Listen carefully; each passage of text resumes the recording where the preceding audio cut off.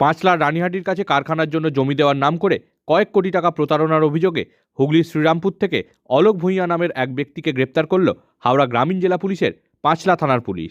জানা গেছে, কলকাতার ভবানীপুরের এক বাসিন্দা পুলিশের কাছে অভিযোগ করেন 2021 সালের জানুয়ারিতে অলোক ভূঁইয়া নামের এক ব্যক্তি হাওড়া রানীহাটির কাছে কারখানার জন্য জমি দেবেন বলে তার সঙ্গে চুক্তি করেন।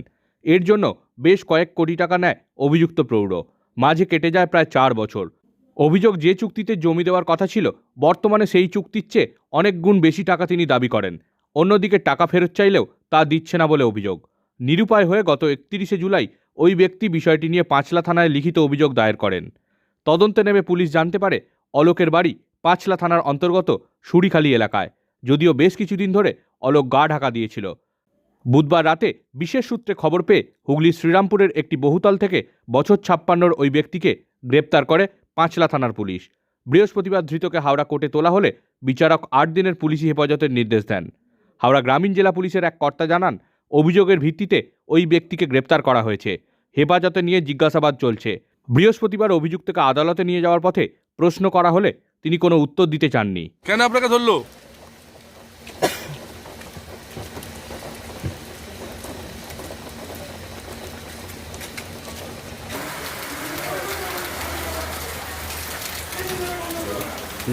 বলছি কি করেছিলেন? কি করেছিলেন? কেন আপনাকে ধরলো? আপনাকে কেন ধরলো?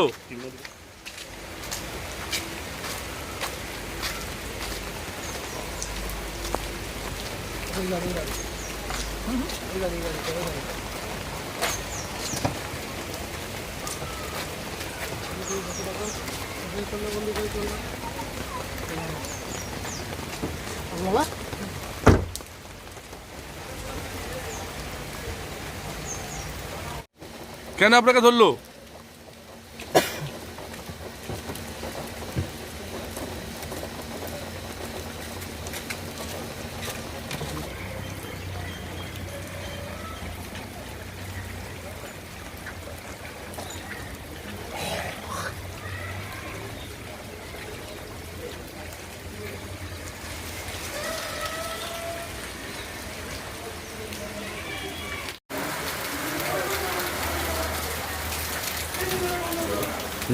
বলছি কি করেছিলেন?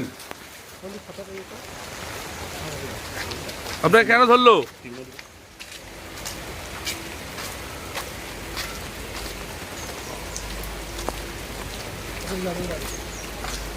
এই গাড়ি